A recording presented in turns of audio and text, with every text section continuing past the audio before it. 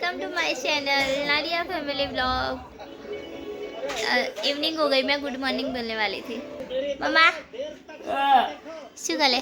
મને તો નીંદ બહુ આવે છે. હા તો સુઈ જા ને.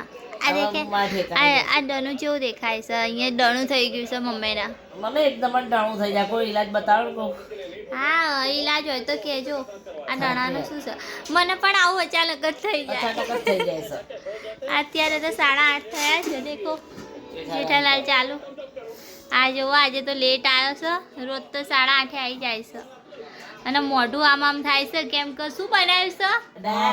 આજે દાળ બનાવી છે ને એટલે મોઢું જોવો એનું કેવું થાય. મીડિયમ બનાય તો સાધારણ જ નોખી તેલ રેડ ના દે. તીખી દાળ તીખી લાગે છે. હું તો મીઠી દાળ ખાઉં છું. હું આવી દાળ જ નહીં ખાતી. સારું ને મમ્મી ત્યાં કઈ દાળ ખાધી? મીઠી મીઠી હું ખાઉં એવી ને. આપણા ઘરમાં તીખી તું જ ખાય. બીજું મગાવી નિશાળી બહાર જગા લાલ થાય છે. મને તો ચીખાનું કોઈ મને તો ચીખું જ નહીં લાગતું બિલકુલ.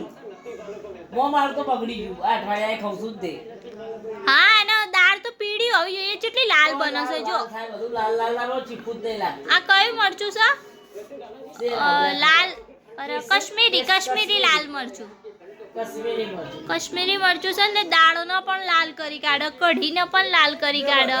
તો આ જોટણાને મરચું કેટલા વર્ષથી ખાઈએ છીએ? જો ને લગભગ 17-18 વર્ષથી ખાઈએ છીએ. ઓ બાપા 18-19 વર્ષથી આવું તે જ ભાવસ. સો ગાઈસ મમ્મી ઊંઘી રહી છે, પાયલ પોપકોર્ન ખાય છે. હા મમ્મી હોય જી પાયલ પોપકોર્ન ખાવા માંડી. જો ગાઈસ આ પોપકોર્ન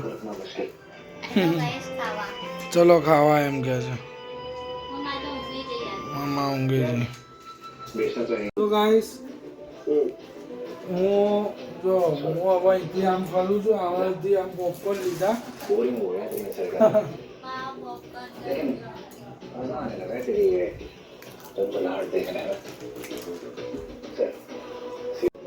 સો ગાઈસ જો તમને અમારો વ્લોગ ગમે તો લાઈક કરો, શેર કરો એન્ડ સબસ્ક્રાઈબ કરો. Bye bye guys, good night, શુભરાત્રી.